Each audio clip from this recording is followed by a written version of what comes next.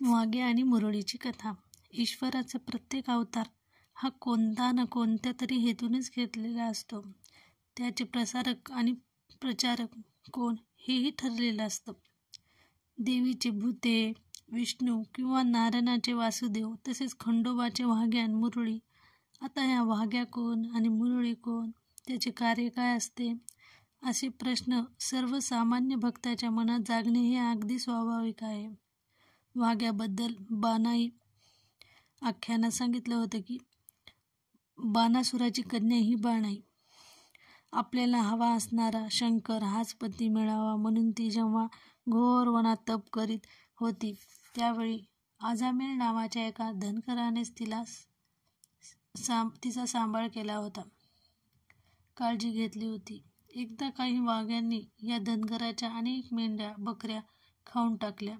हे वृत्त जेव्हा मार्तंड भैरवांना म्हणजेच बाणाईच्या पतीला कळलं, तेव्हा त्यांना खूप राग आला. त्यांनी आपल्या प्रिय कुत्र्याला त्या वाघ्यांना बोलायला पाठवलं. मल्हारी मार्तंडाचा निरोप मिळताच ते वाघ घाबरले अन मल्हारीला शरण आले. तेव्हा देवाने त्यांना उदार मनाने क्षमा केली, पण पुढील जन्मी तुम्ही मनुष्य रूपात जन्माला येऊन माझे गुणगान करा अशी आज्ञा केली. ईश्वर सेवेची ती संधी त्यांनी मान्य केली. गतजन्मीचे वाघ हेच ह्या जन्मीचे वाघ्या किंवा वाघ्या. त्याचे कार्य म्हणजेच मल्हारी मार्तंडाचे गुणगान करीत लोकजागृती व लोक उद्धाराचे काम करणे. नुसते शब्द असून चालत नाहीत, त्यांना ताल, सुराची आणि वाघाची साथ मिळाली तरच कर्णमधुर संगीत निर्माण होते.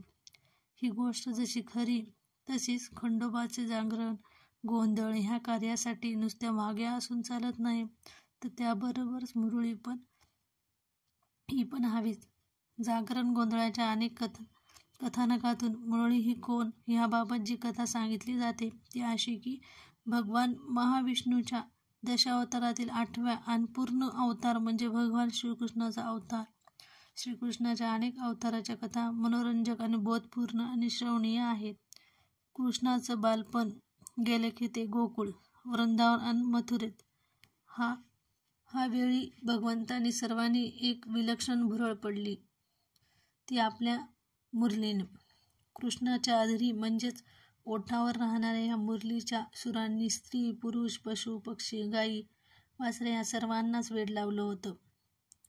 ते बासरीचे, मुरलीचे सूर ऐकायला प्रत्येक जण अधीर होते. पण काही कालावधीनंतर देवाने ती अधीरीची मुरली खाली ठेवली.